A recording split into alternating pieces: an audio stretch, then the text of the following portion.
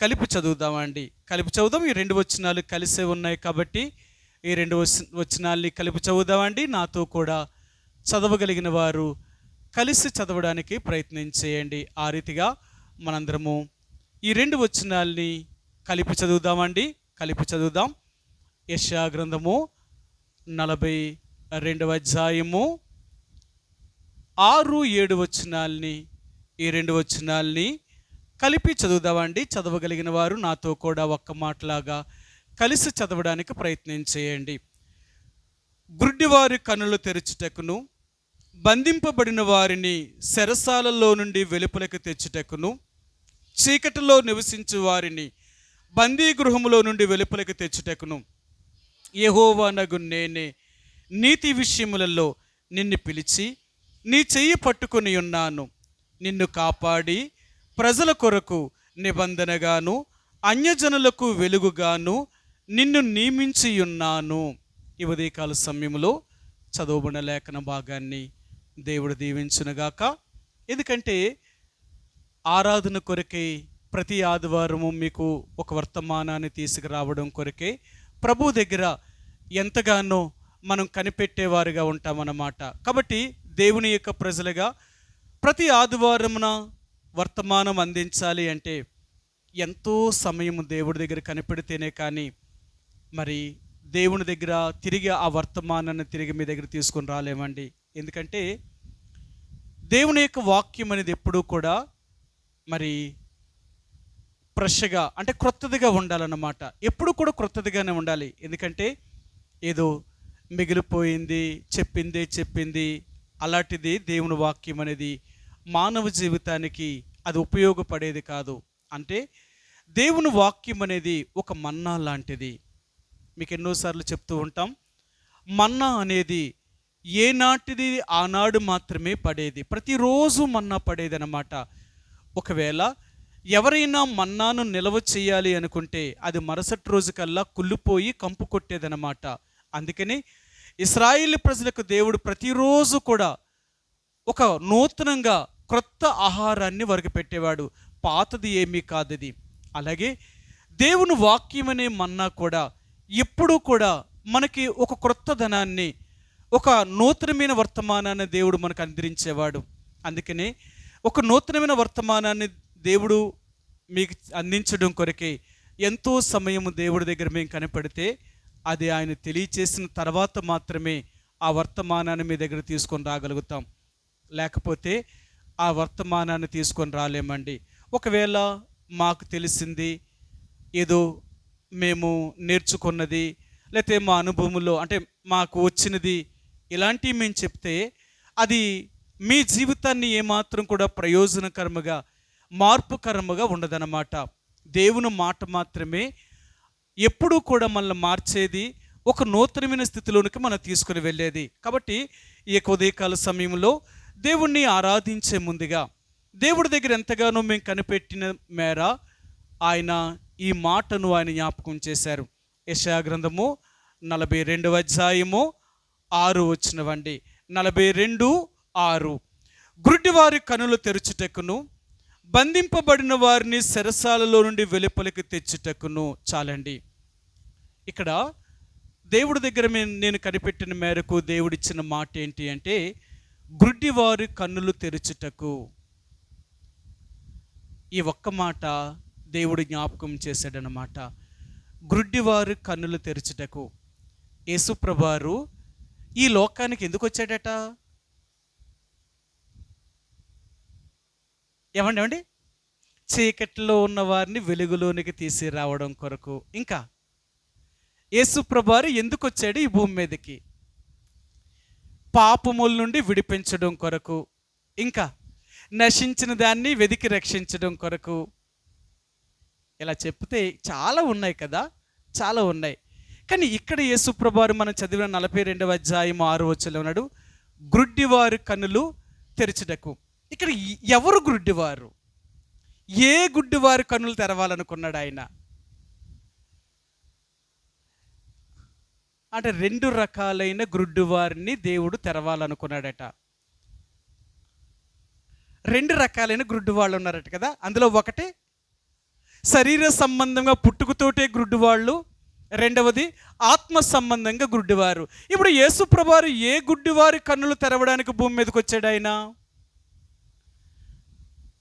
ఆత్మ సంబంధమైన గుడ్డివారి కన్నులు తెరవడానికి వచ్చాడే తప్ప భౌతికమైన గుడ్డివారి యొక్క కన్నులు తెరవడానికి రాలేదు. అలాగనుకుంటే యేసు ప్రభువారి కాలంలో కూడా ఎంతోమంది గుడ్డివారు ఉన్నారు, కానీ అందరి కళ్ళు దేవుడు తెరవలేదు. ఏదో కొద్దిమంది ఆయన దగ్గరికి వచ్చిన వాళ్ళకి మాత్రమే తెరిచాడే తప్ప అందరి కండ్లను తెరవలేదు. సరే, ఇప్పుడు యేసు ప్రభువారు ఎవరి కండ్లు తెరవాలి అనుకున్నాడంటే ఆత్మ సంబంధమైన గుడ్డివారు. అంటే ఆత్మ సంబంధమైన గుడ్డివారు అంటే ఎవరు? ఆత్మ సంబంధమైన గుడ్డివారు. నిజం, మీరు అన్నారు కదా, ఆత్మ సంబంధమైన నేత్రాలు తెరవడానికి యేసు ప్రభువారు ఈ భూమి మీదకి వచ్చాడు. ఆత్మ సంబంధమైన గుడ్డివారు అంటే ఎవరు? చీకటిలో ఉన్నవారట, పాపములో ఉన్నవారు. అంటే పాపము మనిషిని గుడ్డివాడిగా చేయగలుగుతుందంటారా? చేయగలుగుతుందంట. ఎలాగా?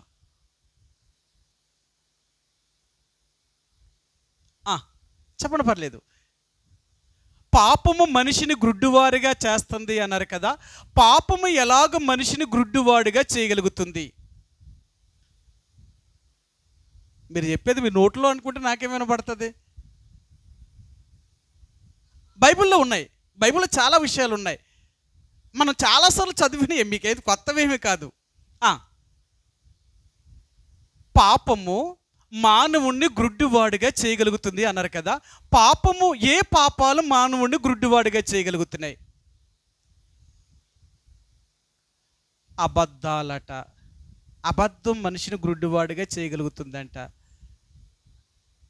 సరే, దేవుని ఆజ్ఞలు గై కనుకపోవడమే మనిషిని గుడ్డివాడిగా చేయగలుగుతుంది అంటున్నారు. మీకు తెలుసు, నేను చూపిస్తాను. నిర్గమాకాండము 23వ అధ్యాయము. నిర్గమాకాండము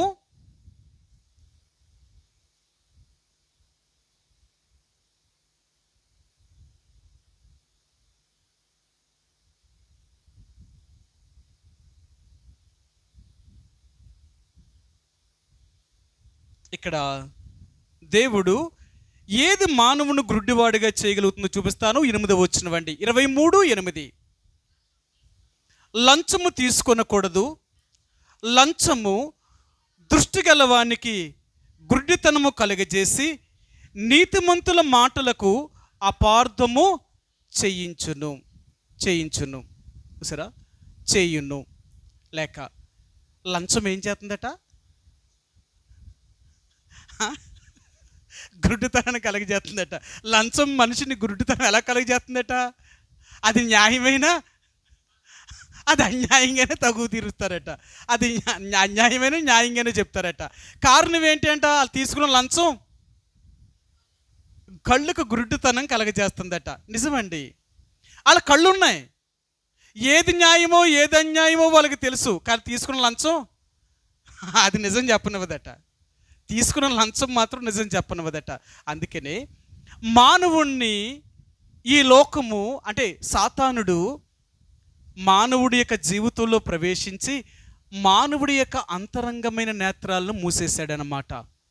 అందుకనే ఈరోజు మానవుడు దేవుణ్ణి కనుగొనలేకపోతున్నాడు, దేవుణ్ణి చూడలేకపోతున్నాడు. మరి దేవుణ్ణి చూడలేనివాడు మరి ఈ లోకములో ఒక గుడ్డివాడిగానే ఉన్నాడు. మీ అందరికీ తెలుసు, యోహాను సువార్త 9వ అధ్యాయంలో యేసుప్రభువారు ఈ గుడ్డివాడి గురించి ఎన్నో విషయాలు చెప్పారు. అప్పుడు యేసుప్రభువారి దగ్గరికి ఆనాడు యూదులు వచ్చి ఒక మాట అడిగారు, ఏమయ్యా మేమేమన్నా గుడ్డివారమా అని అడిగారు. అప్పుడు ఆయన అన్నాడు, ఒకవేళ నిజంగా మీరు గుడ్డివారు అయి ఉంటే మీకు పాపమే లేకపోవును. నిజంగా మీరు గుడ్డివారైతే మీకు పాపము లేకపోవును. కానీ మేము చూచుచున్నాము అని చెప్పుచున్నారు కనుక మీ పాపములు నిలిచి ఉన్నవి అన్నాడు ఆయన. అవునా? యోహాను సువార్త 9వ అధ్యాయము. యేసుప్రభువారు ఎందుకు ఈ మాటను ఆయన వాడారు, ఈ మాట గురించి ఎందుకు దేవుడు ఇలా చెప్పాడు అనే విషయాలు మీకు చూపిస్తాను. యోహాను సువార్త 9వ అధ్యాయము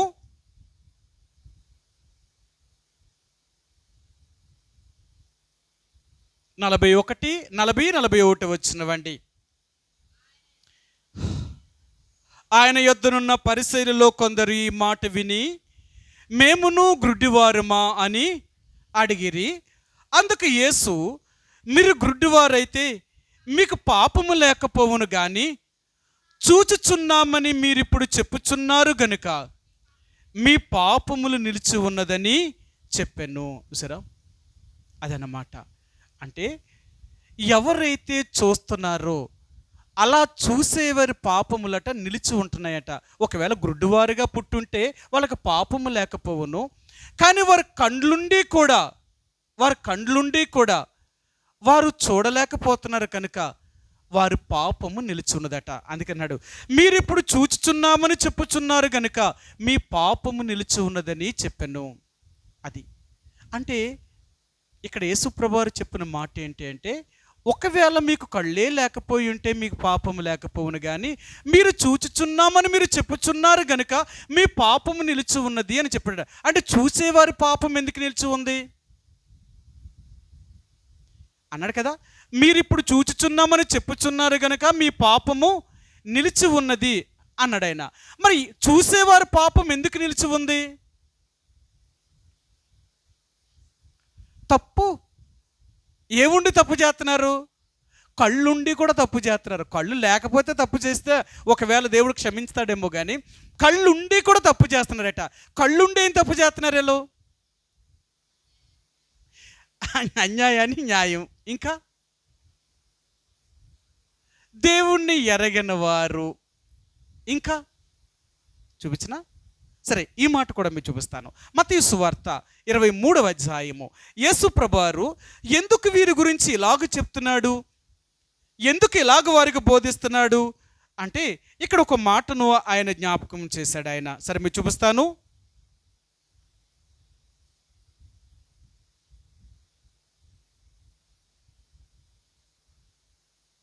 26 వచ్చినవండి. 23, 26 మత్తయి సువార్త 23వ అధ్యాయము 26 వచ్చినవండి. గ్రుడ్డి పరిచయుడా, గిన్నెయు పల్లెమును వెలుపల శుద్ధి ఎగినట్లుగా ముందు వాటి లోపల శుద్ధి చేయవలెను. సరా, వీళ్ళ గుడ్డి పరిచారకులట, వీళ్ళ గుడ్డి పరిచారకుడా అన్నాడు. యేసుప్రభువారు ఈ పరిచయులను ఏమన్నాడంటే గుడ్డి పరిచారకుడా అన్నారు. వీళ్ళ కళ్ళుండి కూడా వీళ్ళు ఏది శుద్ధి చేయాలో అది శుద్ధి చేయకుండా, ఏది శుద్ధి చేయకూడదో దాన్ని శుద్ధి చేస్తున్నారు. అందుకనే ఇప్పుడు ఏమన్నాడు, మీరు పల్లెమును వెలుపల శుద్ధి చేయడం కాదు, లోపల శుద్ధి చేయాలి. కళ్ళున్న ప్రతి ఒక్కరు కూడా వాళ్ళు ఏం చేయాలంటేనంట, వారిలో ఉన్న చెడుతనాన్ని బయటికి తీసుకోవాలట. వారిలో ఉన్న చెడుతనాన్ని బయటికి తీసుకోవాలి. కానీ వీళ్ళు ఏం చేస్తున్నారు అంటే, వీళ్ళ చెడుతనాన్ని హృదయంలోనే పెట్టుకొని పైకి ఉన్న దాన్ని మాత్రమే శుద్ధి చేసుకుంటున్నారు. అంటే వారి బట్టలను శుద్ధి చేసుకుంటున్నారు, వారి ఒంటిని శుద్ధి చేసుకుంటున్నారు, అంతే తప్ప హృదయం మాత్రం శుద్ధి అవుతలేదు. అందుకనే ఇప్పుడు ఆయన ఏమంటున్నాడంటే, ఓ గ్రుడ్డి పరిచారకుడా, మొదట గిన్నెను పల్లెమును వెలుపల శుద్ధి చేయడం కాదు, లోపల శుద్ధి చేయండి అంటున్నాడు ఆయన. అందుకనే ఈరోజు దేవుడు మనకు జ్ఞాపకం చేయాలనుకునేది ఏంటంటే, ఆయన బంధింపబడ గ్రుడ్డివారి కన్నులను తెరవడానికి యేసుప్రభువారు ఈ భూమి మీదకి వచ్చాడట.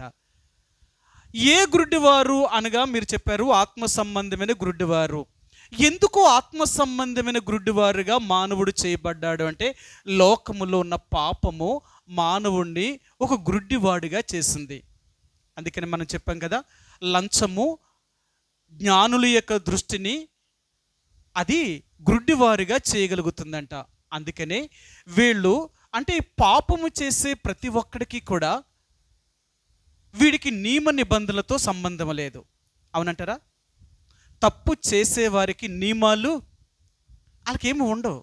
అందుకని అంటారు వాళ్ళట వాయా వరస, అంటే చెల్లి అక్క ఇలాంటి తల్లి ఇలాంటి భేదాలు ఏమి ఉండవట పాపము చేసేవారికి, అది ఎవరైనా సరే. అందుకనే వాళ్ళు ఏమంటారంటే, వాళ్ళు అంటారు, ఎరా కళ్ళు మూసుకుపోయి చేస్తున్నావా, కళ్ళుండి చేస్తున్నావా అని అడుగుతారు. అసలు నువ్వు నిజంగా నీ కళ్ళు ఉన్నాయా? నువ్వు చేస్తున్నది ఏంటో నీకు తెలుస్తుందా? నువ్వు చూస్తున్నావా? ఈరోజు మానవుడు కళ్ళుండి కూడా పాపమే చేస్తున్నాడండి. ఒకవేళ కళ్ళు లేకపోతే పాపం చేయడేమో, కానీ కళ్ళుండి కూడా పాపం చేస్తున్నాడు. అందుకనే యేసుప్రభువారు ఇలాంటి కళ్ళుండి కూడా పాపము చేసే గ్రుడ్డి వారిని ఆయన పాపము నుండి విడిపించాలి అనుకున్నాడు ఆయన. ఎందుకంటే మానవుడికి ఈ పాపము అనేది లేక చీకటి అనేది వారికి గ్రుడ్డితనం కలగజేసిందంట. సరే మీరు చూపిస్తాను. మొదటి యోహాను రాసిన పత్రిక, యోహాను రాసిన మొదటి పత్రిక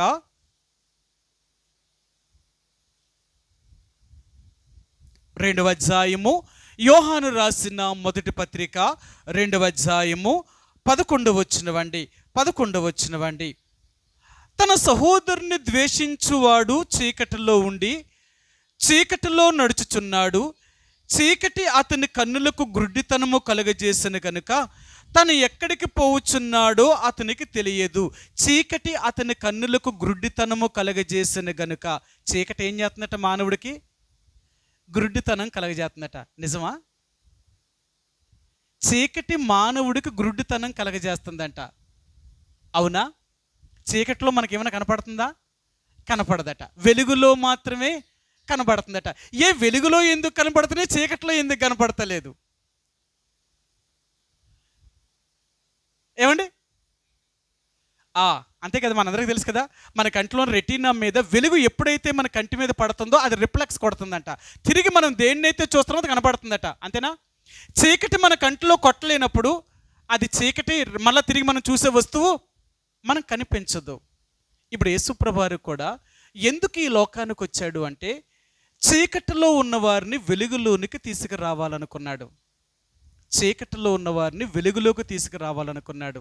మీ అందరికీ తెలుసు, యోహాను సువార్త 8వ అధ్యాయము 12వ వచనంలో యేసుప్రభువారు ఇలాగ చెప్పారు. ఆయన మరలా యేసు, నేను లోకమునకు వెలుగును, నన్ను వెంబడించేవాడు చీకటిలో నడువక జీవపు వెలుగు కలిగి ఉండినని వారితో చెప్పాను. మరలా యేసు ఆయన ఏం చెప్తున్నాడంటే నేను లోకమునకు వెలుగును. ఈరోజు యేసు ప్రభువారు అనే వెలుగు మన హృదయములో ప్రకాశించలేదనుకోండి, ఈ అంతరంగ నేత్రములు తెరవబడవు. అందుకని అంటాడు ఆయన, మన హృదయములోనంట ఆ వేకువ వెలుగు మనలో వచ్చిందంట. సరే మీకు చూపిస్తాను, మన జీవితానికి ఎలాగ వెలుగుని తీసుకొచ్చాడో చూపిస్తాను మీకు. పేతురు రాసిన మొదటి పత్రిక 1వ అధ్యాయము, క్షమించండి 2వ పత్రిక 1వ అధ్యాయము, 2వ పత్రిక 1వ అధ్యాయము 19వ వచనమండి. 1:19 పేతురు రాసిన 2వ పత్రిక 1వ అధ్యాయము 19వ వచనమండి. మరియు ఇంతకంటే స్థిరమైన ప్రవచన వాక్యము మనకు ఉన్నది. తెల్లవారి వేకువ చుక్క మీ హృదయములలో ఉదయించు వరకు ఆ వాక్యము చీకటి గల చోటున వెలిగించు దీపమైనట్టు ఉన్నది. చూసారా? హృదయములను వెలిగించగలుగుతుంది దేవుని యొక్క వాక్యము లేక దేవుని యొక్క మాట. ఇంకొక మాట కూడా చూపిస్తాను. మన హృదయములోనంట దేవుడు అలాంటి వెలుగుతో నింపాలి అనుకుంటున్నాడు ఆయన. కొరింథీయులకు రాసిన 2వ పత్రిక 4వ అధ్యాయము, కొరింథీయులకు రాసిన 2వ పత్రిక 4వ అధ్యాయము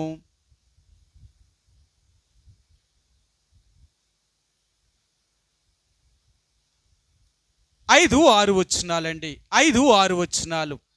అంధకారములో నుండి వెలుగు ప్రకాశించునుగాక అని పలికిన దేవుడే తన మహిమను గురించిన జ్ఞానము యేసుక్రీస్తునందు వెల్లడిపరచుటకు మా హృదయములలో ప్రకాశించెను. చూసారా?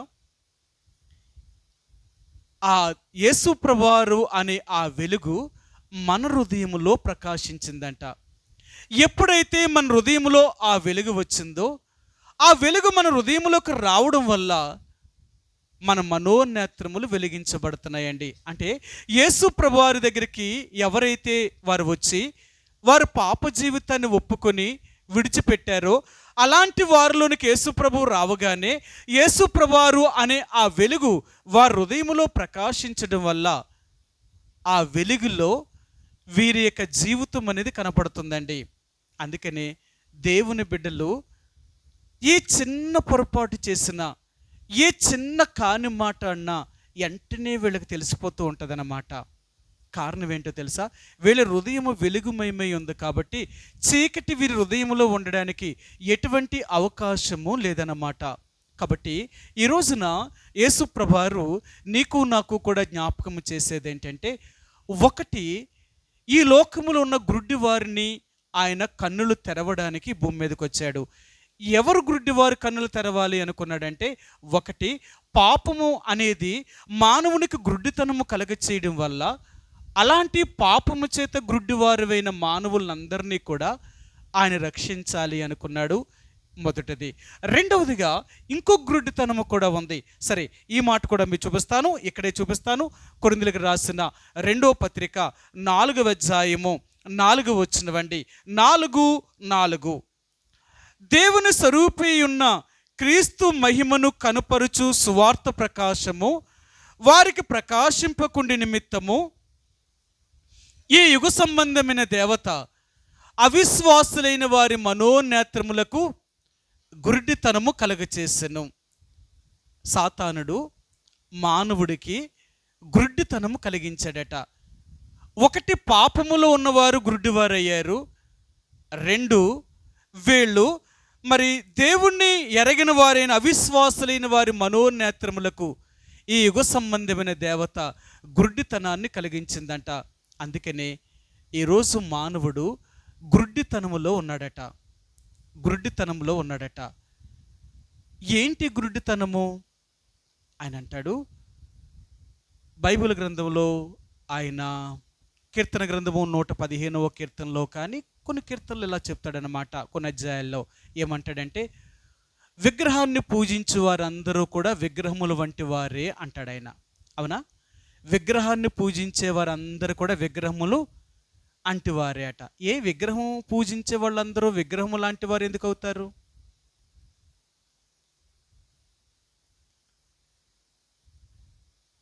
అవునా? ఆ మాట అంతేనా? అలాగన్నాడా? చూద్దాం.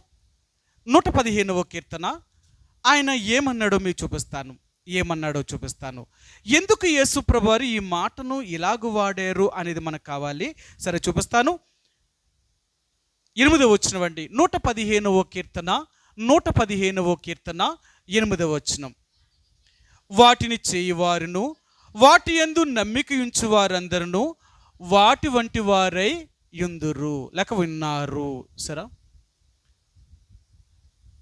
ఎందుకు విగ్రహాన్ని చేసేవారు కానీ విగ్రహాన్ని పూజించేవారు కానీ వీరందరూ కూడా వాటి వంటి వారై ఉన్నారు అంటున్నాడు. వేటి వంటి వారై ఉన్నారట? విగ్రహం వంటి వారై ఉన్నారట. విగ్రహం వంటి వారంటే చెవులున్నాయి కానీ విందట, కళ్ళున్నాయి కానీ చూడవట, నోరుంది కానీ మాట్లాడట. ఒక బొమ్మకి అన్నీ ఉన్నాయి కానీ అవి ఏవి పని చెయ్యవు. మనిషికి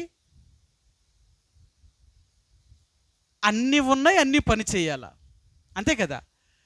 బొమ్మకు ప్రాణము లేదు, జీవము లేదు కాబట్టి దాన్ని పని చేయవు. ఒక మనిషికి జీవం ఉంది, ప్రాణం ఉంది కాబట్టి ఇవన్నీ పని చేయాలి. కానీ పని చేస్తున్నాయా? పని చేస్తలేదు. ఒకవేళ పని చేస్తే వాటిని ఎందుకు పూజ చేస్తారు? వీళ్ళు కూడా వాటి వంటి వారే అయిపోయారట. వీళ్ళకు కూడా కళ్ళుండి చూడలేకపోతున్నారు, చెవులుండి వినలేకపోతున్నారట. కారణం ఏంటి అంటే, అవి ఎలాగున్నారో వీళ్ళు కూడా అలాగే ఉన్నారు. ఎందుకు వాళ్ళు వీళ్ళు సమానమయ్యారు అంటే, దేవుడిచ్చింది కళ్ళు ఎందుకు ఇచ్చాడు అంటే, ఈ లోకంని నువ్వు చూస్తున్న వాటన్నిటినీ చూసి నువ్వేం తెలుసుకోలేడు తెలుసా? వీటిని చేసిన దేవుడు ఎంత గొప్పవాడో అని దేవుడిని స్తుతించాలట. అందుకు ఇచ్చాడట కళ్ళు. అంతేనా? కొంతమంది కొన్ని టూరిస్ట్ ప్లేస్లకు తిరుగుతూ ఉంటారు. ఎందుకు తిరుగుతూ ఉంటారంటే, అలాంటి వింతలు, అలాంటి ఆహ్లాదకరమైన స్థలానికి వెళ్ళడం అనేది వీళ్ళకి ఎంతో ఇష్టం. అక్కడికి వెళ్ళగానే ఆ వింతలు చూసినప్పుడు, ఆ సీనరీలు చూసినప్పుడు వాళ్ళకి ఏమనిపిస్తుంది? చాలా ఆశ్చర్యం అనిపిస్తుందట. ఈ ఆశ్చర్యం అనిపించినప్పుడు వాటిని చూసి వీళ్ళు సంతోషించబట, ఏముందరా అక్కడ ఆ సీన్ ఎలాగుంది, అక్కడున్న ఆ ఆహ్లాదకరమైన వాతావరణం, ఆ పరిస్థితులన్నీ చూడగానే నిజంగా ఎంత గొప్పగా ఉన్నదో ఆ స్థలాలన్నీ కూడా. అన్నిటిని ఎవరు చేశారు? దేవుడట. మానవుడి యొక్క జీవితానికి సంతోషకరమైన వాటిని కలిగించడం కొరకే ఇన్ని వింతైన స్థలాలను దేవుడు చేశాడట. ఎందుకు ఇవన్నీ చేశాడు అంటేనట, మన కొరకు, మనం చూసి సంతోషించాలని, చూసి దేవుణ్ణి మహిమపరచాలని, చూసి ఆ దేవుణ్ణి ఆరాధించాలని. కానీ మనం కళ్ళతో చూస్తున్నప్పటికీ కూడా, ఈ లోకమంతటిని చూస్తున్నప్పటికీ కూడా ఆ దేవుణ్ణి మనం ఆరాధించలేకపోతున్నామండి.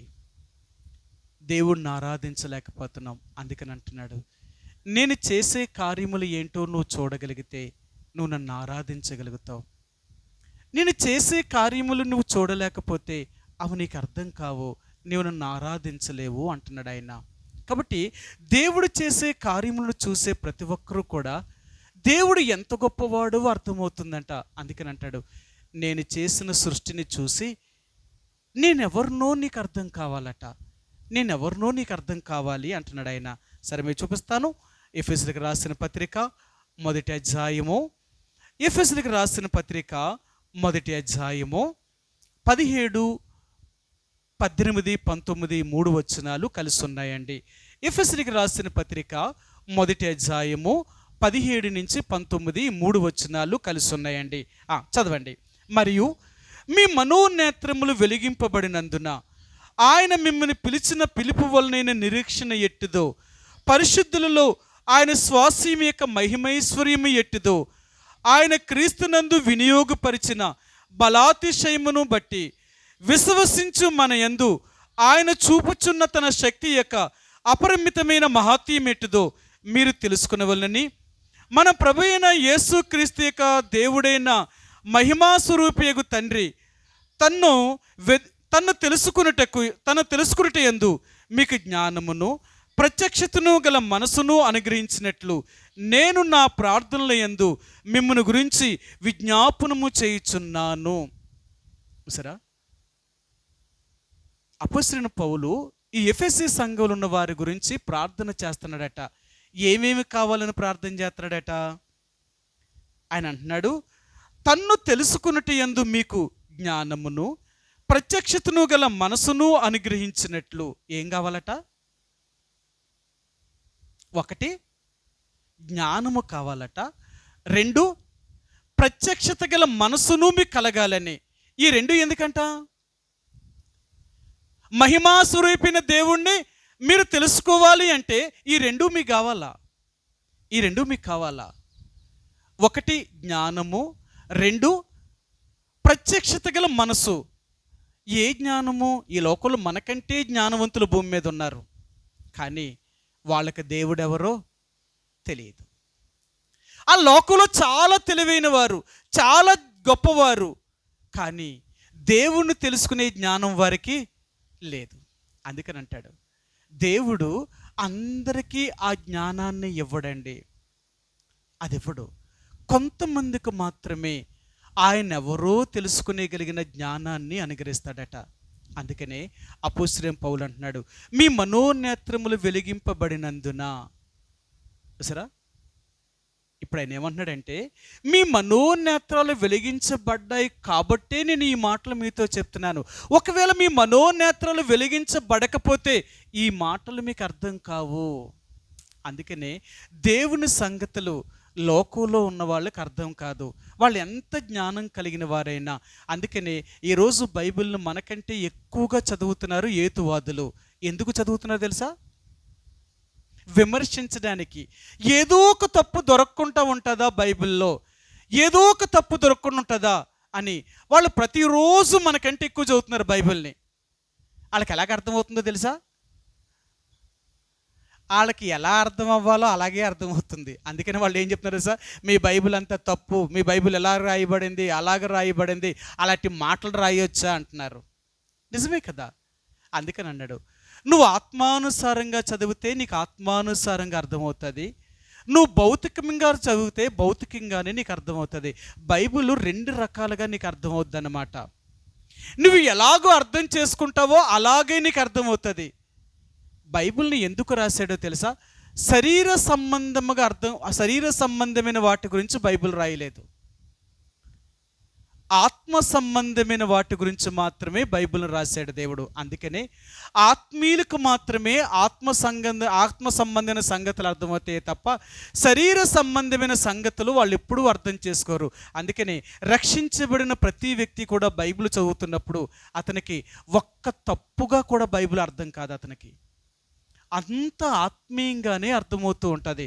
అందుకనే బైబిల్ గ్రంథంలో చదువుతున్నప్పుడట చాలామంది ఇలాగూ ప్రార్థన చేశారు, ప్రభువా నీ ధర్మశాస్త్రంలోని ఆశ్చర్యమైన సంగతులు చూచినట్లుగా నా కన్నులు తెరువు, వ్యర్థమైన వాటిని చూడకున్నట్లుగా నా కన్నులు త్రిప్పివేయి. అర్థమైందా? ఎందుకు అంటే మన కన్నులు మన సర్వ శరీరానికి ఒక దీపము లాంటిదట, ఒక దీపము లాంటివి. మన కన్నే మంచిదయిందనుకోండి, మన శరీరం అంతా మంచిదవుతుందట. మన కన్ను మంచిది కాదనుకోండి, మన శరీరం అంతా కూడా పాపముగా చేయబడుతుందట, మంచిది కాకుండా చేయబడుతుందట. అందుకనే దేహమునకు దీపము కన్నే కనుక నీ కన్ను మంచిదైతే నీ దేహం మంచిదవుతుంది, నీ కన్ను చెడ్డదైతే నీ దేహము చెడ్డదవుతుంది. దృష్టి. అందుకనే ఈరోజు దేవుడు అంటున్నాడు, నేను ఎందుకు ఈ భూమి మీదకి వచ్చాను అంటే గుడ్డివారి కన్నులను తెరవడానికి వచ్చాను. గుడ్డివారు ఎవరు అంటే ఈ లోకములో పాపము చేసిన వాళ్ళందరూ కూడా గుడ్డివారుగా చేయబడ్డారు. పాపము మానవుణ్ణి ఓ గుడ్డివాడిగా చేసిందనమాట. అందుకనే తప్పులు చేసేవారు, పాపం చేసేవారు వాళ్ళు ఏమనుకుంటున్నాడు తెలుసా? వాళ్ళు ఏది చేసినా వాళ్ళకి తప్పు అనిపించదట, తప్పు అనిపించదట. అబద్ధాలు ఆడేవాళ్ళు చూడండి, అబద్ధాలు ఎందుకమ్మాలంటే అబద్ధాలు ఆడతావంటే ఏమంటారు? అలాగ ఆడకపోతే లోకంలో బతకలేరట. లోకంలో బ్రతకాలంటే ఇప్పుడు ఏం ఆడాలా? అబద్ధాలు ఆడాలా. మరి అబద్ధాలు ఆడితే ఎక్కడికి వెళ్తాం? నువ్వు లోకంలో బతుకుతావు కానీ పరలోకం చేరు. అది నువ్వు లోకంలో బతికేస్తావు కానీ చచ్చిపోతే మాత్రం పరలోకం చేరు. నువ్వు ఆడుతున్నది అబద్ధం అని నీకు తెలిసినా, లేక నువ్వు చెప్తున్న మాటలు విన్నవాళ్ళు నువ్వు అబద్ధం ఆడుతున్నావని చెప్తున్నా, కానీ నువ్వు మాత్రం నీకు అది అబద్ధంగా అనిపించదు అంతే. కారణం ఏంటో తెలుసా? అబద్ధము నిన్ను గుడ్డివాడిగా చేసిందనమాట. అది నీ దృష్టిలో అబద్ధమే కాదు, నువ్వు తప్పించుకోవడానికి ప్రయత్నం చేస్తున్నావు అనుకుంటావంతే. ఇలాగ ఒకటి కాదు, శరీర సంబంధంగా మనం చేసే ప్రతి పాపాలు కూడా, ఈ పాపాలు మనల్ని ఏం చేసాయంటే గుడ్డివాడిగా చేసాయి అన్నమాట. మనం గుడ్డివాడిగా చేసాయి. అందుకనే ఈ రోజున మానవుడు చేస్తున్న పాపాలన్నీ కూడా మనిషిని ఓ గుడ్డివాడిగా మార్చి తను ఏం చేస్తున్నాడో తనకే అర్థం కాకుండా, తను ఎక్కడికి పోతాడో తనకే తెలియకున్న పరిస్థితుల్లో మానవుడి యొక్క జీవితము ఒక పాపముతో నిండిపోయిందండి. అందుకనే మానవుడి యొక్క జీవితం అంతా కూడా, హృదయం అంతా కూడా పాపముతో నిండిపోవడం వల్ల, ఈ చీకటితో నిండిపోవడం వల్ల, చీకటి ఉండడం వల్ల అక్కడ ఏది కనపడతలేదు. చీకటిలో ఏది కనబడదు కాబట్టి, ఈ చీకటి మానవుడి యొక్క నేత్రాలకు గురుడితనం కలగచేసింది కాబట్టి ఆ పాపము మానవుడిని వెలుగులోనికి రానిస్తలేదట. మీకు ఎన్నోసార్లు చెప్పాను, మనుషులు ఎందుకు దేవుడి దగ్గరికి వస్తా లేదు, ఎందుకు వెలుగుని ప్రేమిస్తా లేదు అంటేనట, వారి క్రియలు చెడ్డవి గనుక, వారు చేయుచున్న క్రియలు చెడ్డవి గనుక వారు వెలుగు నొద్దకు రారట. వెలుగు దగ్గరికి వస్తేనట వెలుగులో వీరు చేసిన పాపములన్నీ కనబడతాయట. యోహాను సువార్త 3వ అధ్యాయము, యోహాను సువార్త 3వ అధ్యాయము 19-20 వచనాలండి. 3వ అధ్యాయము 19-20 వచనాలు. ఆ తీర్పు ఇదే, వెలుగు లోకములోనికి వచ్చిన గాని తమ క్రియలు చెడ్డవైనందున మనుషులు వెలుగుని ప్రేమింపక చీకటిని ప్రేమించిరి. దుష్కార్యములు చేయి ప్రతివాడును వెలుగుని ద్వేషించును, తన క్రియలు దుష్క్రియలుగా కనబడుకున్నట్లు వెలుగు నొద్దకు రాడు. సరే, మనుషులు వెలుగుని ఎందుకు ప్రేమిస్తా లేదు, ఎందుకు యేసుప్రభు దగ్గరికి వస్తా లేదు, ఎందుకు యేసుప్రభుని నమ్ముకోవట్లేదు? నేను ఒక ఆయన్ని అడిగాను, పోయిన ఆదివారం అనమాట. ఆయనకి చిన్నప్పటి నుంచి వాళ్ళ అమ్మగారంట బైబిల్ 100 పోసేశారట. ఏది అడిగినా కళ్ళు మూసుకొని చెప్పేస్తారట బైబిల్లో. చెప్పేస్తాడట. నాకు అన్నీ తెలుసు అంటాడు. మళ్ళీ ఆయన అంటాడు, నాకు బైబిల్ చిన్నప్పటి నుంచి మా అమ్మ నూరు పోసేసింది సార్. మా అమ్మ చెప్పిన కథలన్నీ, బైబిల్ ప్రతిరోజు నేను చదవడం చిన్నప్పుడంతా, ఇవన్నీ నాకు గుర్తుండిపోయాయి సార్. ఇప్పుడు మీరేమైనా అడుగుతారా చెప్పండి, నేను చెప్పేస్తాను అన్నాడు. మీరు ఎందుకు మర్చిపోలేదండి అని అడిగాను. ఎలా మర్చిపోతానండి, చిన్నప్పుడు నేర్చుకున్నాయి మర్చిపోలేమట. అందుకన్నాడు బాల్యములో నేర్చుకున్నాయట పెద్దవాళ్ళు అయిన తర్వాత కూడా అయ్యి మనం మర్చిపోలేమట. అందుకని చిన్నప్పుడే చిన్న బిడ్డల యొక్క జీవితంలో ఆ వాక్యాన్ని వేయాలన్నమాట. ఎవరి జీవితంలో అయితే చిన్నప్పుడు వాక్యం పడుతుందో వాళ్ళు పెద్దవారైనప్పటికీ కూడా దాని నుండి తొలగిపోరట. సరే ఆయన అన్నాడు. సరే నేను చెప్పాను. వాళ్ళ అమ్మగారు చెప్పారు, బాబు వీడికి 99 మంచి లక్షణాలు ఉన్నాయి, వీడికి అన్ని మంచి లక్షణాలు ఉన్నాయి, ఒక్కటి తప్ప అన్నది. నేను చెప్తున్నాను, బాబు ఒరే నువ్వు 99 మంచి ఉన్నా ఆ ఒక్కటేరా ఈ 99ని కొట్టేస్తుంది. ఒరే ముందు అది ఒక్కటి వదిలేరా, ఆ 99తో పాటు ఈ ఒకటి కూడా నువ్వు చేసేంటే 100, ఇక నువ్వు మంచోడు అయిపోతావు అన్నాడు. అబ్బే అది మాత్రం మీరు చెప్పొద్దు అంటున్నాడు.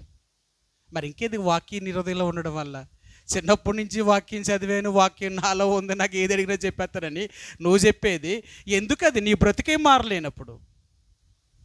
వాక్యం నిజంగా నీ హృదయంలో ఉంటే అది నిన్ను మార్చగలుగుతుంది, నువ్వు మారాలది. అందుకనే ఈరోజు మనుషులు ఎలాగున్నారు తెలుసా? దేవుని వాక్యం దగ్గరలో అంటే వారు వెలుగునొద్దకు రావట్లేదు. వెలుగునొద్దకు వస్తే నిజంగా మారిపోతారు చాలామంది. అందుకే దేవుడు మందిరానికి కానీ యేసుప్రభుని కానీ నమ్ముకోరు. యేసుప్రభుని ఎందుకు నమ్మరంటే వారికున్న చెడులవాట్లన్నీ వదిలేయాలి కాబట్టి దేవుడి దగ్గర రారు. అలా రాకపోవడానికి గల కారణం ఏంటంటే వాళ్ళ చెడు అలవాట్లు వదలరు. ఇంక ఏ దేవుడినైనా నమ్మమనండి నమ్ముతారు.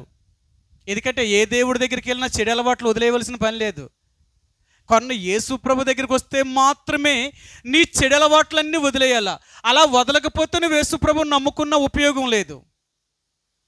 అందుకే చాలామంది యేసుప్రభు వారి దగ్గరికి వచ్చిన వారు చెడు జీవితాన్ని మాత్రం మార్చుకోరు. వారు చెడు జీవితాన్ని మార్చుకోకపోవడం వల్ల వారు ఇంకేం మారుతారు? వారు గ్రుడ్డివారిగానే ఉండిపోతారు. అందుకనే ఈరోజు యేసుప్రభు వారు నీకు నాకు జ్ఞాపకం చేయాలనుకున్నది అంటే ఆయన గ్రుడ్డివారి కన్నులను తెరవాలనుకున్నాడు. ఏ గ్రుడ్డివారు అంటే పాపము చేత గ్రుడ్డివారుగా చేయబడిన వారి నేత్రములు తెరవాలనుకున్నాడు. ఏ పాపం అయితే మానవుణ్ణి గ్రుడ్డివాడిగా చేసిందో అదే పాపము చేత అంటే అదే పాపము నుండి మానవుని విడిపించి వాడికి వెలుగుని కలిగించాలి అనుకున్నాడు ఆయన. అందుకనే యేసుప్రభువారు ఈ లోకానికి రావడానికి గల మొదటి కారణం ఏంటంటే లోకమంతా చీకటితో నిండిపోయింది. అనగా మానవుని యొక్క హృదయం అంతా చీకటితో నిండిపోయింది, పాపముతో నిండిపోయింది. ఈ పాపములో నిండిపోయిన ఈ మానవుడి యొక్క జీవితము చీకటి అతని కన్నులకు గురుడితనం కలగచేయడం వల్ల తను ఎక్కడికి వెళుచున్నాడో అతనికి తెలియదట. అతను ఎక్కడికి వెళ్తున్నాడో అతనికి తెలియదు. అందుకనే మీరు ఎవరినైనా సరే యేసుప్రభువారి గురించి చెప్పేటప్పుడు, అయ్యా మీరు యేసుప్రభువారిని నమ్ముకోండి, మీరు యేసుప్రభువారిని నమ్ముకోవడం వల్ల మీరు పరలోకం వెళ్తారు అంటే వాళ్ళు ఏం చెప్తున్నారు?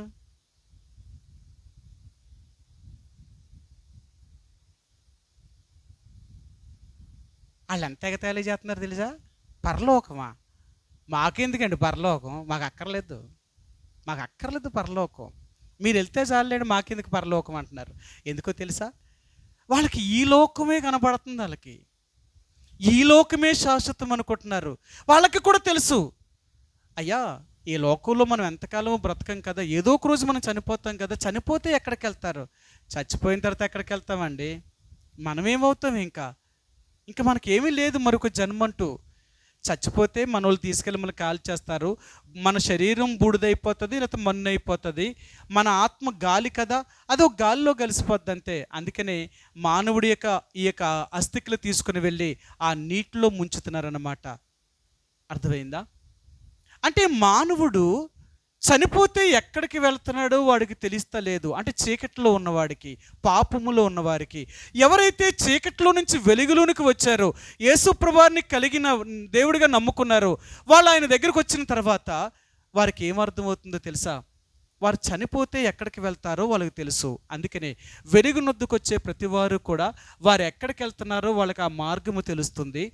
చీకటిలో ఉన్న వారికి వారు వెళ్ళే మార్గం ఏంటో వారు కనపడతలేదు. అందుకనే యేసు ప్రభువారు ఈ రోజున నీకు నాకు జ్ఞాపకం చేయాలనుకున్నది ఏంటంటే, మన చీకటి బ్రతుకులను, మన పాపపు జీవితం నుండి మనల్ని విడిపించడానికి ఆ దేవాతి దేవుడిని యేసు ప్రభువారు ఈ భూమి మీదకి వచ్చాడు.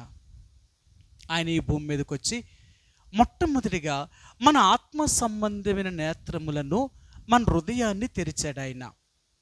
మన హృదయాన్ని తెరిచాడు. ఎప్పుడైతే యేసు ప్రభువారి యొక్క వాక్యము మన హృదయాన్ని తెరిచిందో, ఆ హృదయము తెరవడం వల్ల ఆ దేవుడు ఎవరో ఆయన్ని గుర్తుపట్టగలుగుతున్నారు. బైబిల్ గ్రంథంలో కొంతమందిని చూపిస్తాను. కొంతమందిని కండ్లను దేవుడు తెరిచాడట. అంటే అంతకుముందు కండ్లు లేవా? ఉన్నాయి. కానీ వారు దేవుని కార్యములను చూడలేకపోయారు. దేవుడు ఎప్పుడైతే వారి కండ్లను తెరిచాడో ఆ తర్వాత మాత్రమే చూడగలిగారు. కొంతమందిని మీకు చూపిస్తాను. ఆదికాండము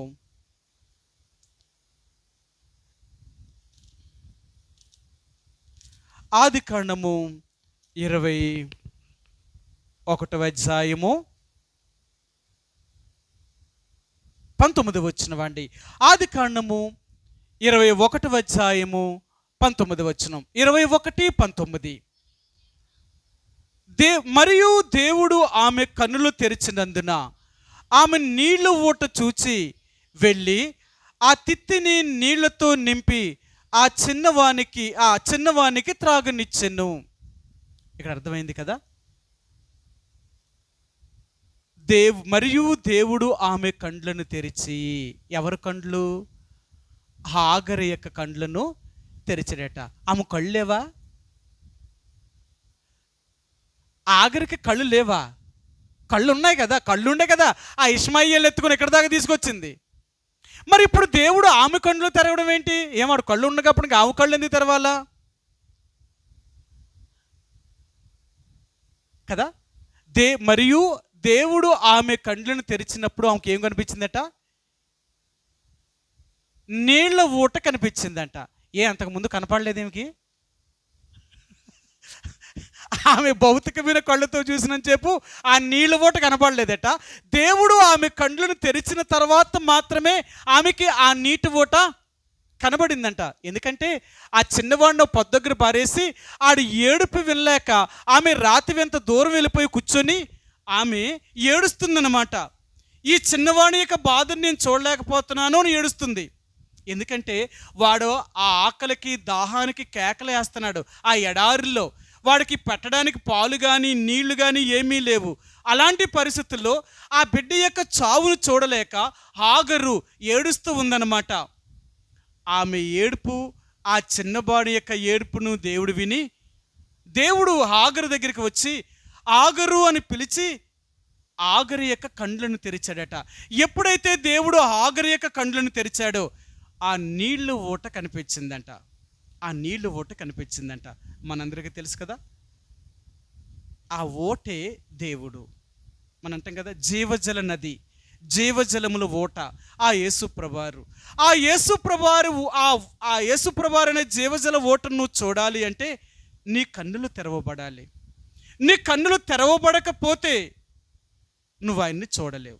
అందుకని బైబిల్ గ్రంథంలో ఒక మాట అంటాడు, హృదయ శుద్ధి కలిగిన వారు ధన్యులు, వారు దేవుణ్ణి చూచెదరు. హృదయ శుద్ధి కలిగిన వారికి మాత్రమే దేవుడు కనపడతాడు, అందరికీ కనపడడు. అందుకనే చాలాసార్లు అంటాం, మనం ఒంటరిగా ఉన్నప్పుడు కానీ, మనం ఎక్కడికైనా ఒంటరిగా వెళుతున్నప్పుడు కానీ, మన జీవితంలో ఒంటరితనం వచ్చిందనుకోండి, అప్పుడు మనం చాలా కృంగిపోతాం. కానీ దేవుని బిడ్డలని వారు కృంగిపోరు. ఎందుకో తెలుసా? నేను ఎలా ఒంటరి వ్యక్తిని అవుతాను? నాతో దేవుడు ఉన్నాడు. నేను ఎక్కడికి వెళ్ళినా, నేను ఎక్కడ ఉన్నా దేవుడు నాతో ఉన్నాడు కాబట్టి నాకెందుకు భయం?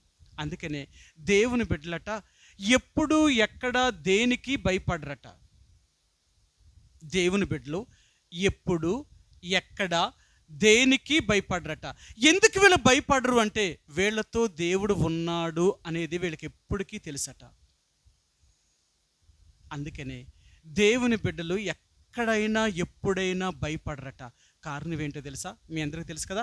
గాఢాంధకారపు లోయల్లో నేను సంచరించినను ఏ అపాయమునకు నేను భయపడను అంటాడు దావీదు. అంటే దావీదు ఎంత గాఢాంధకారపు లోయలో సంచరించినప్పటికీ కూడా తను ఎందుకు భయపడతా లేదు అంటే, దేవుడు నాకు తోడుగా ఉన్నాడు కాబట్టి నేను ఎందుకు భయపడాలి. అందుకని దేవుని బిడ్డలుగా ఈ లోకములో నువ్వు నేను కూడా ఏ రోజునైతే దేవుణ్ణి అంగీకరించామో ఆనాటి నుంచి ఈనాటి వరకు మనం దేనికి భయపడం. భయపెట్టే పరిస్థితులు ఎన్ని మన మీదకి వచ్చినా, ఎలాంటి సమస్యలు మనం చుట్టుముట్టినా మనం మాత్రం భయపడం. అది ఏదైనా కానీ, అది నీ కుటుంబ విషయంలోనే కానీ, అది నీ వ్యక్తిగత విషయంలోనే కానీ, ఆహార సంబంధమైన విషయంలోనే కానీ, నువ్వు బ్రతుకు విషయంలోనే కానీ, నీ ఆరోగ్య విషయంలోనే కానీ, మరి ఏ విషయమైనా, ఏ లోకములో ఉన్నది ఏది నిన్ను భయపెట్టలేదు. ఎందుకు భయపెట్టలేదంటావు?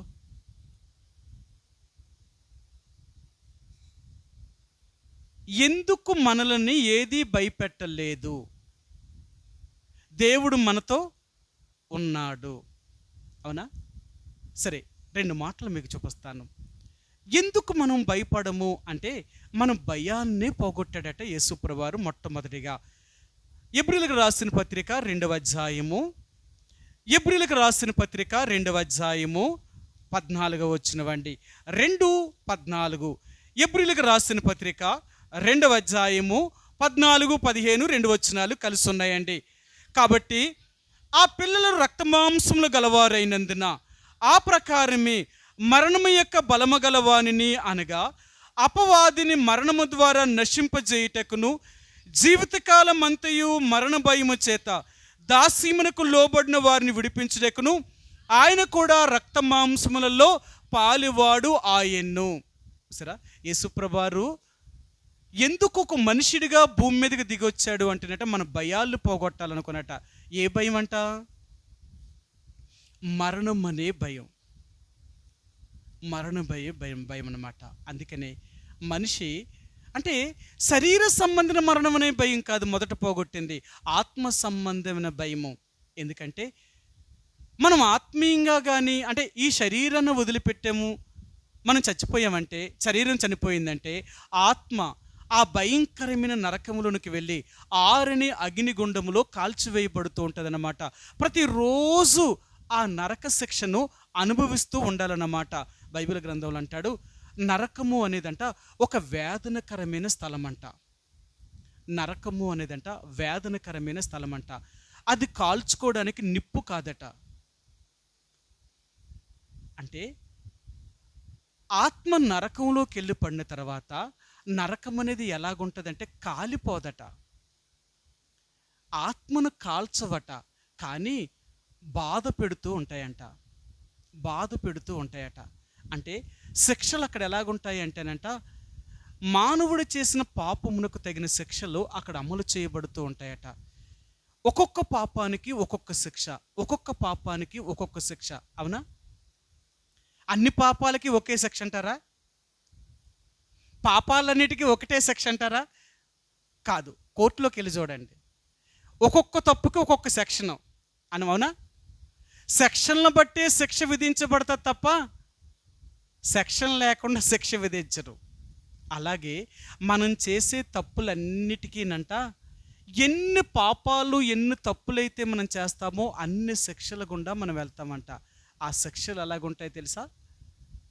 మనకి నెమ్మదిని కలిగించవట, ఆత్మకి నెమ్మది ఉండదట. ఇంకా రోజు వేదనేనంట, రోజు వేదనే.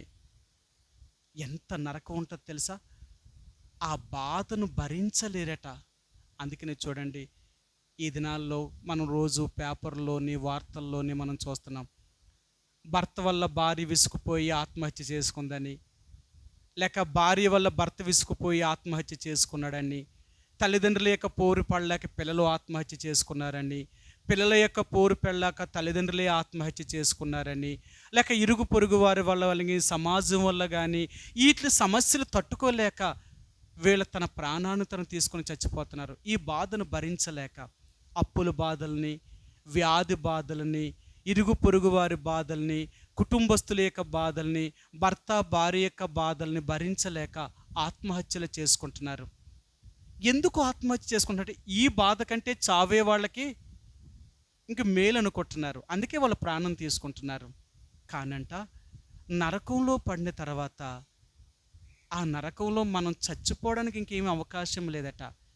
ఆ వేదనకరమైన స్థలంలో ఆ యాతన పెట్టబడుతూనే ఉంటామంట. ఆ వేతన ఎలాగుంటుందంటేనట, బాధను భరించలేమంట, కానీ చావడానికి ఆత్మ చచ్చిపోదట. అందుకనే దేవుడు అంటున్నాడు, అలాంటి భయంకరమైన రెండవ మరణం నుండి మొదట మన ఆత్మను విడుదల చేస్తాడట. ఎప్పుడైతే మన ఆత్మ ఆ రెండవ మరణం నుంచి విడుదల పొందిందో, భూ సంబంధమైన మరణం గురించి మనం భయపడమంట. అందుకనే చావు అనేది ఎవరు భయపడతారో తెలుసా? దేవుణ్ణి ఎరగని వారు భయపడతారట. చచ్చిపోతారు అంటే వాళ్ళు భయపడతారట. కారణం ఏంటో తెలుసా?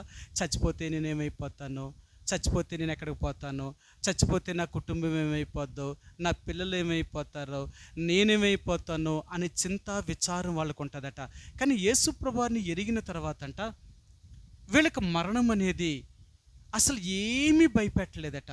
ఒకవేళ మరణం అనేది వస్తే వాళ్ళు ఎంత సంతోషంతో స్వీకరిస్తారంటే, మా సొంత ఇంటికి వెళ్ళిపోతున్నాను నేను, ఇది నా ఇల్లు కాదు, ఇది నా స్వదేశము కాదు, నా స్వదేశము నా దేవుడి దగ్గర ఉంది, అక్కడికి వెళ్ళిపోతున్నాను. ఒకవేళ ఎవరైనా అడిగితే, మరి నీ భార్య సంగతి, లేక నీ భర్త సంగతి, నీ పిల్లల సంగతి ఏంటంటే, నన్ను పిలుచుకున్న దేవుడు నా కుటుంబాన్ని చూసుకుంటాడు, నాకేంటి భయం? ఒకవేళ నేను లేకపోయాననుకో, నా స్థానంలో నా దేవుడుండి నా పిల్లలు చూసుకుంటాడు, ఆయన, నాకేంటి బాధ? ఆయన ఇచ్చాడు కాబట్టి ఆయనే చూసుకుంటాడు, నేను భయపడవలసిన అవసరం లేదు. ఒకవేళ లోకంలో ఏ పరిస్థితులైనా, అది ఆహార విషయంలోనే కానీ, బ్రతుకుదేరు విషయంలోనే కానీ, అది ఈ లోకంలో ఉన్న అవసరతల విషయంలో కానీ, ఎలాంటి భయాలు మన సమస్యలు వచ్చినా మనం భయపడమంట. కారణం ఏంటో తెలుసా? యేసు ప్రభువు ఎప్పుడు నీతో ఉన్నాడు కాబట్టి నువ్వు భయపడవు. నీ భయాన్ని పోగొట్టినవాడు ఆయన. మరణ భయాన్ని పోగొట్టిన దేవుడికి ఇంక ఏ భయం నిన్ను భయపెట్టగలదంటావు? అందుకనే యేసు ప్రభువుని అంగీకరించిన ప్రతి ఒక్కరిని కూడా దేవుడు ఆయన రక్షించిన తర్వాత ఈ లోకములో ఉన్న భయాలన్నిటి నుంచి వారిని విడిపించేశాడు ఆయన. అందుకనే దేవుని బిడ్డలు ఈ లోకములో దేనికి భయపడరు. ఒకవేళ నువ్వేదైనా దేనికైనా భయపడుతున్నావు అంటే నువ్వు అవిశ్వాసు అన్నమాట. అందుకని మీకు చెప్పాను కదా, అవిశ్వాసుల యొక్క మనోనేత్రములకు సాతాను గుడ్డితనము కలుగచేస్తట. అవిశ్వాసులు కూడా దేవుణ్ణి చూడలేరు. యేసు ప్రభువారు, నేను చెప్పాను కదా, హాగరు యొక్క కండ్లను తెరిచిన తర్వాతే ఆ నీటి ఊట కనిపించింది. ఆ నీళ్ళ తిత్తిని తీసుకుని వెళ్ళి ఆ నీటిలో ముంచి ఆ బిడ్డకు తాగించిన తర్వాత ఆ బిడ్డ యొక్క ప్రాణము తెప్పరెళ్ళింది. ఆమెకు కళ్ళున్నాయి, కానీ భౌతికమైన కళ్ళు ఉన్నంతసేపు ఆ నీళ్ల బావి ఆమె కనపడలేదు. ఆమెకు దేవుడు ఆమె కళ్ళను తెరిచిన తర్వాత మాత్రమే ఆ నీళ్ల తిత్తి, ఆ నీళ్ల బుడ్డి వారు, ఆ నీళ్ల బావి కనిపించింది, ఆ నీళ్ళు ఊట కనిపించింది. అక్కడికి మాత్రం వెళ్ళి ఆమె తన కుమారుడి కొరకు నీళ్లు తీసుకెళ్ళింది. రెండవ వాడి గురించి చెప్తాను. ఇతను కూడా ఇలాగ చెప్పాడు. ఆయన ఏం చెప్పాడో మీరు చూపిస్తాను. సంఖ్యాకాండము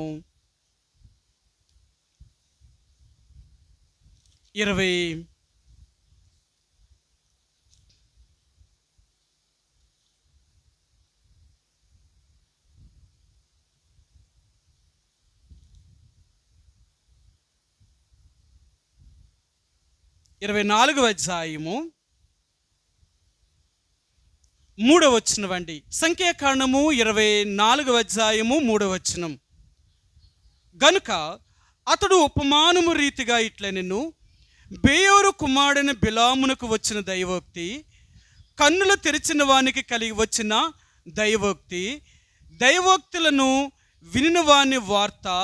చూసారా, బిలాముకి కండ్లున్నాయి, కానీ ఆ కండ్లతో చూసినప్పుడు దేవుని ప్రజలు ఎవరో ఆయనకు అర్థం కాలేదు. దేవుడు ఎప్పుడైతే ఆయన కండ్లను తెరిచాడో అప్పుడు అర్థమైందట, వీళ్ళెవరు, వీళ్ళు ఎక్కడి నుంచి వచ్చారు, వీళ్ళు ఎక్కడికి వెళ్తున్నారు, ఈ జనాంగం ఎవరికి చెందినవారు, ఈ సంగతులన్నీ అర్థమయ్యాట. వాళ్ళ గురించి ఎన్ని విషయాలు చెప్పాడో బిలాము. బాలాకు, నువ్వేమో శపించమంటున్నావు, వారేమో ఆశీర్వదించబడిన వారు, వారు సర్వోన్నతిని యొక్క దేవుని ప్రజల వారు. నువ్వు నన్ను చూడమని చెప్తున్నావే, వాళ్ళని నేను చూస్తూ ఉంటే వాళ్ళలో నాకు ఏ వంకరతనమో కూడా కనపడతా లేదు, వారిలో ఒక్క పాపం అనేదే కనపడతా లేదు. అలాంటి పవిత్రమైన జనాంగాన్ని నేనేమని శపించగలను? ఒకవేళ నేను శపించినా వాళ్ళు శపించబడరు అని బిలాము చెప్తున్నాడు బాలాకుకి. బాలాకు రాజు యొక్క కండ్లను దేవుడు తెరిచాడట. అంతవరకు తన కండ్లు మూయబడ్డాయి. భౌతికమైన నేత్రాలతో బాలాకు రాజు ఇచ్చే బహుమానం అతను కనపడుతుందేమో, కానీ దేవుని ప్రజలు ఎవరూ అతను కనపడలేదు. దేవుడు ఎప్పుడైతే అతని కండ్లను తెరిచాడో ఆ రోజు నుంచి బిలాముకి బాలాకు రాజు ఇచ్చే బహుమానం అది కనిపించేది. ఇశ్రాయేలు ప్రజలు ఎవరు అతనికి కనపడ్డారు. అందుకనే ఇప్పుడు నీకు నాకు కూడా మన ఆత్మ సంబంధమైన నేత్రాలు తెరవబడాలి. అది దేవుని యొక్క ఉద్దేశం, భౌతికమైన నేత్రాలు కాదు. ఎందుకంటే ఈ నేత్రాలు ఉన్నా లేకపోయినా, అర్థమైందా, మనం దేవుని యొక్క రాజ్యంలో ప్రవేశించాలి అంటే ఈ నేత్రాలతో సంబంధం లేదు. ముందు మన ఆత్మ సంబంధమైన నేత్రాలు తెరవబడాలి. అలాంటి వారు మాత్రమే దేవుని యొక్క రాజ్యములోనికి ప్రవేశించగలుగుతారు. ప్రియ సహోదరి సోడా, ఈరోజు నిన్ను నన్ను కూడా దేవుడు అనేక రకాలైన పాపముల చేత మన కండ్లను సాతానుడు మూసివేశాడు. అందుకని మనం చేస్తున్న పనులేంటో మనకు అర్థం కావట్లేదు. మనం చేస్తున్న పనులన్నీ కూడా మనకు ఎలా కనపడుతున్నాయంటే 4 రకాలుగా కనపడుతున్నాయంట. మీకు చూపిస్తాను బైబిల్ గ్రంథంలో మానవుడు చేస్తున్న పనులన్నీ తనకు ఎలాగ కనపడుతున్నాయి అంటే, మొదటి మాట మీకు చూపిస్తాను. సామెతల గ్రంథము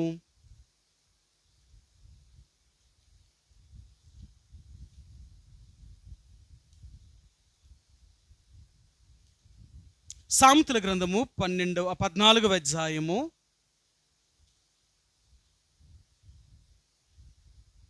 12వ వచనమండి. ఒకని ఎదుట సరైనదిగా కనబడు మార్గము కలదు, అయితే తుదకది మరణమునకు త్రోవ తీయును. సరే, మనకు ఏర్పరచుకున్న మార్గము, ఒకని ఎదుట సరైనదిగా కనబడు మార్గము కలదు, తుదకది మరణమునకు దారి తీయును.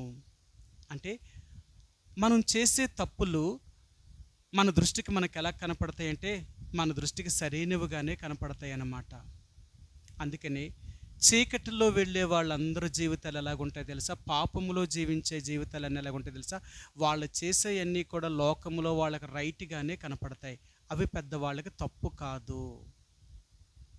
అందుకన్నాడు, ఒకడు తనకు ఏర్పరచుకున్న మార్గము ఎట్టిదైనను సరే, మనము ఏర్పరచుకునే మార్గము ఎట్టిదైనా అది మనకి సరైనదిగానే కనపడుతుందట.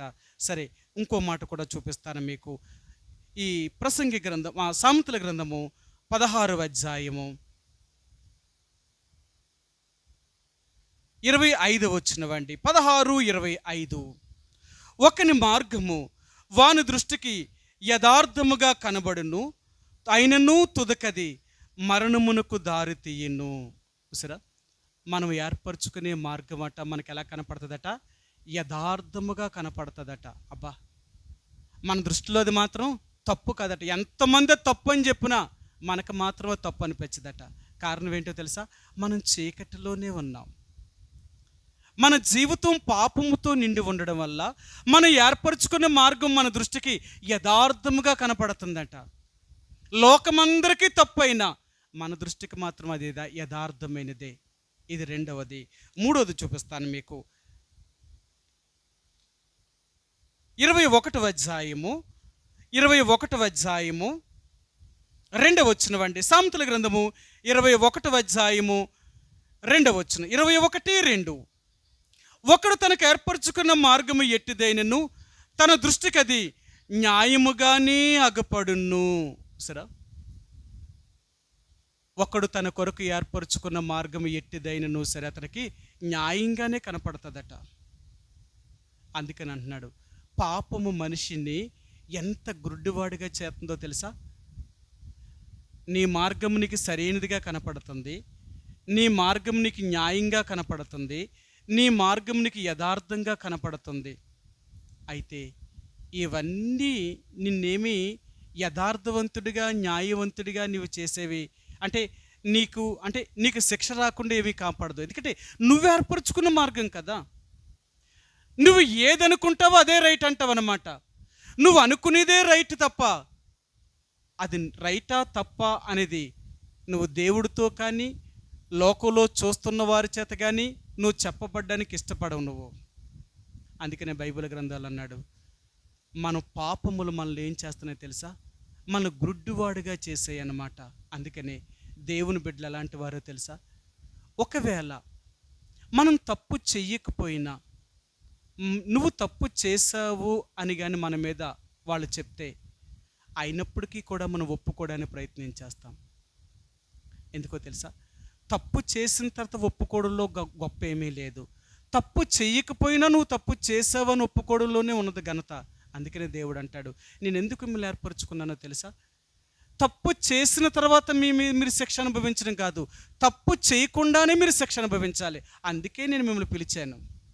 అది మీకు పరలోకమందు మీరు ధనవంతులుగా చేయబడ్డానికి ఇది ఒక అవకాశం అన్నమాట.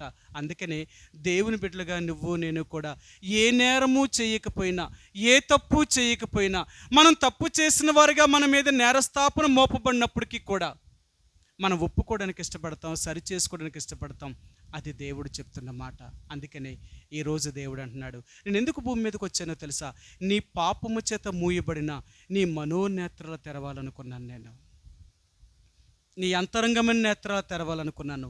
అప్పుడే నేనెవరినో నీకు అర్థమవుతుంది, నేనెవరినో నువ్వు చూడగలుగుతావు. అప్పుడే పాపము నుంచి నువ్వు బయటికి రాగలుగుతావు. ప్రియ సహోదరి సోడా, ఒకప్పుడు నీవు నేను కూడా యేసు ప్రభువుని ఎరగక ముందు ఈ పాపమని వ్యాధి చేత మనం ఏర్పరచుకున్న మార్గము కానీ, మనం చేస్తున్న పనులు కానీ, ఇవన్నీ మనల్ని మనకు తప్పు లేదన్నట్టుగానే చూపించుకుంటూ వెళ్ళేవాళ్ళం.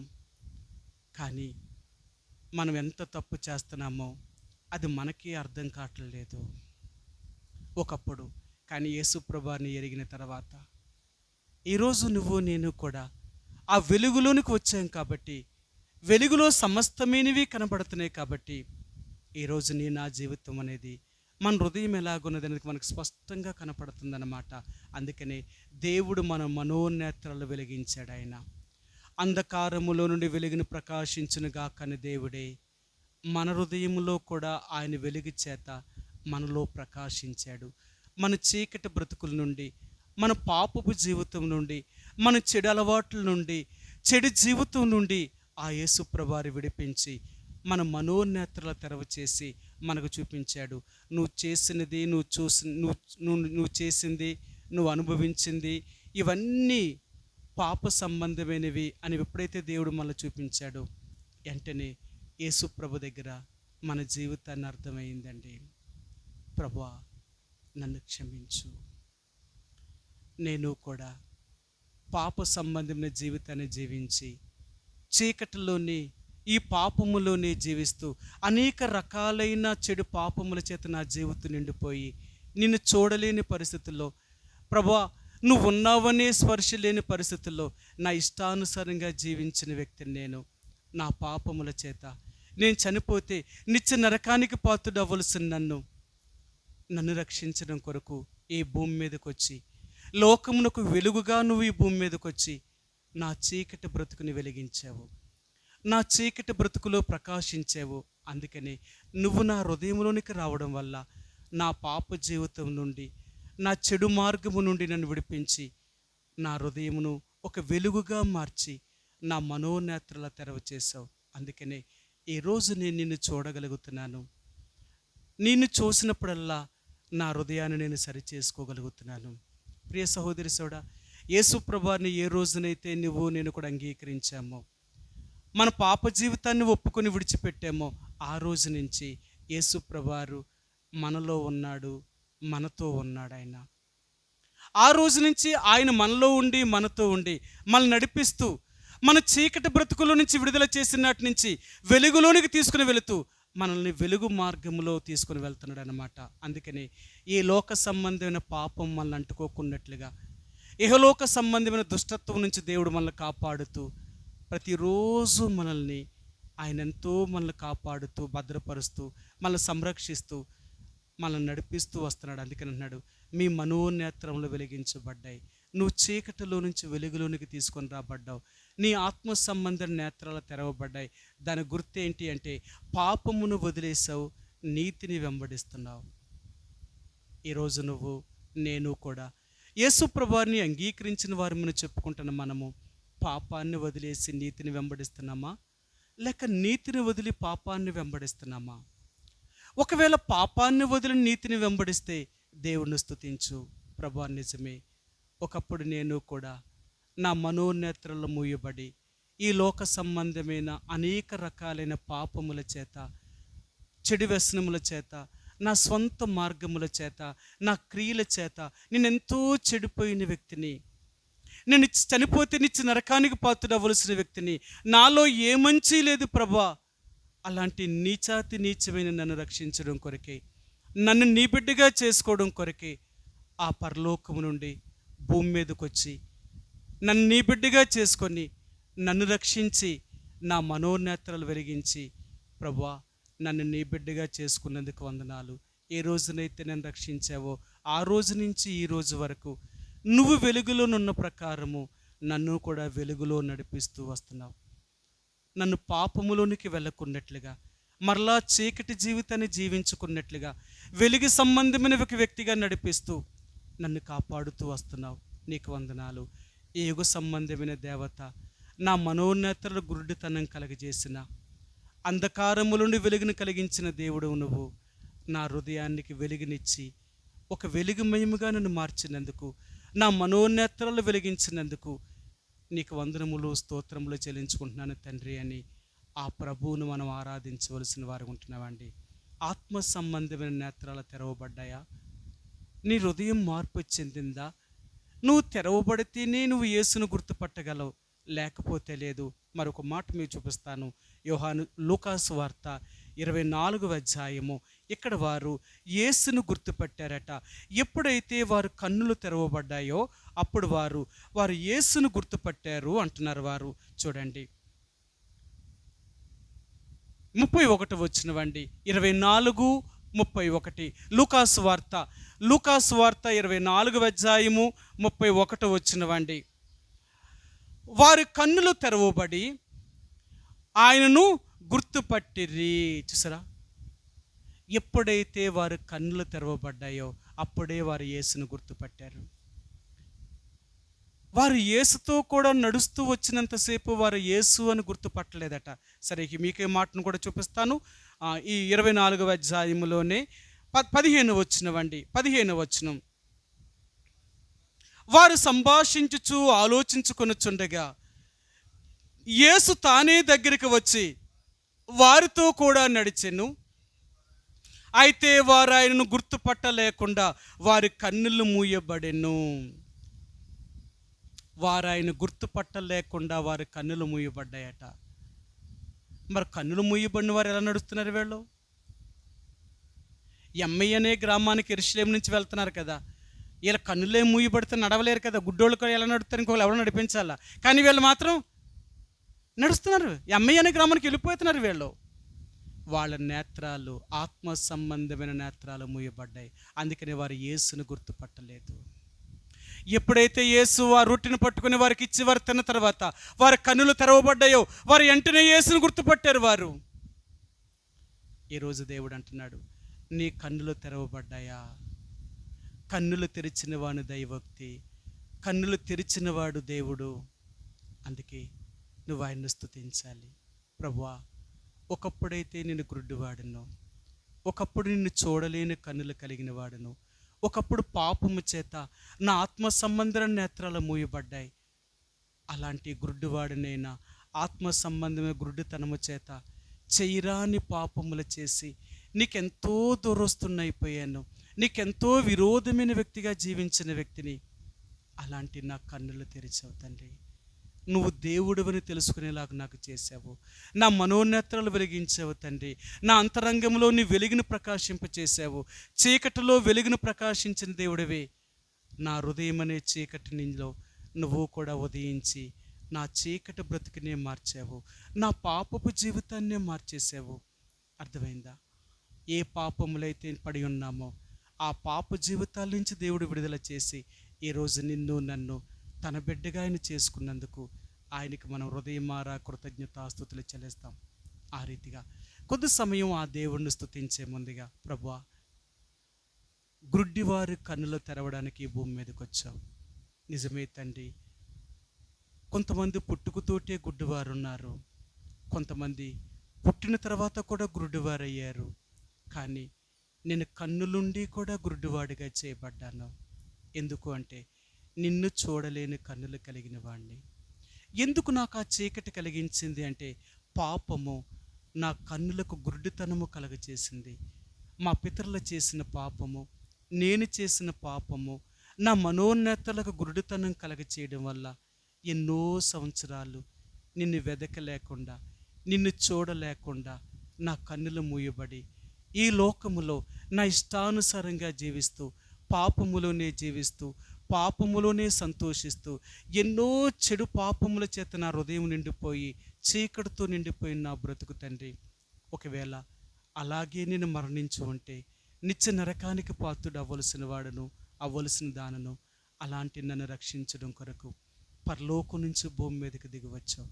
ఈ చీకటి పాపముతో నిండిపోయిన ఈ లోకాన్ని వెలిగించడం కొరకు నువ్వు వచ్చి నాలాంటి చీకటి బ్రతుకులను, నాలాంటి గుడ్డి బ్రతుకులను, ఆత్మ సంబంధమైన నేత్రాలు మూయబడిన పరిస్థితిలో నా ఇష్టానుసారంగా జీవితున్న బ్రతుకు నుండి విడిపించడం కొరకే ఆ కలువరి సిలువ మీద నా కొరకు నీ రక్తమునంతటినీ చిందించి, నా కొరకు మరణించి, నీ రక్తశక్తి చేత నా పాపములన్నీ క్షమించి నా మనోనేత్రల తెరవ చేశావు, నన్ను రక్షించావు, ఒక వెలుగుగా నన్ను చేశావు.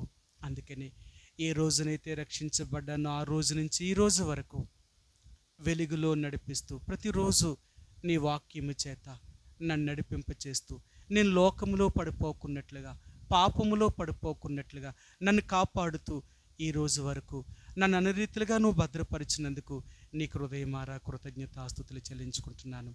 నా చీకటి బ్రతుకుని వెలిగించినందుకు, ఆత్మ సంబంధన గురుడితనాన్ని తీసివేసినందుకు నీకు వందనాలు తండ్రి అని కొద్ది సమయం ఆ ప్రభువుని మన కన్నులు తెరిచినందుకు, ఆత్మ సంబంధన నేత్రాలు తెరిచినందుకు, మనం రక్షించినందుకు ఆ దేవుడికి స్తుతి ఆరాధన చెల్లిస్తామండి.